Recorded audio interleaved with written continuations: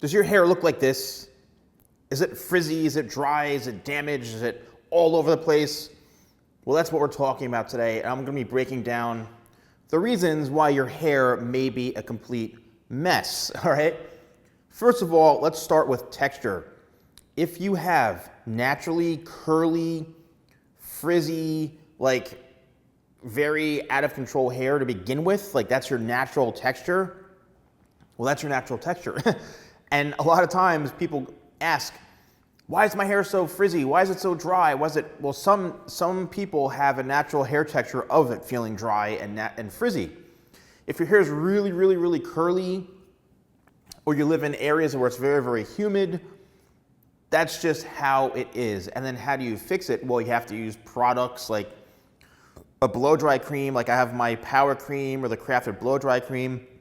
You need something that's going to really coat the hair, especially when it's wavy or curly, something that will tame it and coat it so it won't expand and frizz out and just be a complete mess. So it actually comes down to hair maintenance, right? How do you maintain your hair properly and take care of it, as opposed to just, why is my hair all over the place? Well, that's how it is, and this is how you have to handle it and take care of it.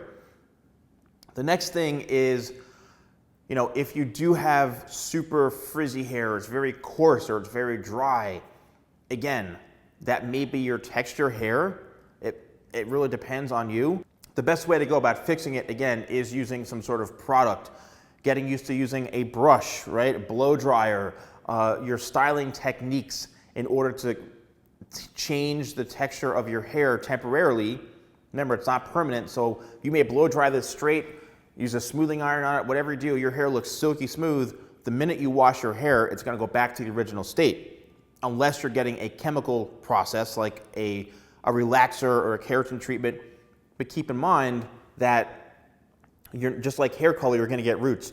You're going to get new growth on your natural texture. So this will eventually grow out where this is straight, and your natural curly texture or frizzy hair will start to come back in naturally. So then you have to get a touch up. So it's like a cycle. All right, so the next thing is why your hair may be so dry or damaged. It's what you're doing to your hair. If you are using a blow dryer every single day with a hot tool like an iron or a curling, like a smoothing iron and then hairspray heavily on top of it every single day, you're out in the sun all day long, it's just the elements and the tools you're using can really be causing your hair to become damaged. And I don't care what people say, but that's just the point.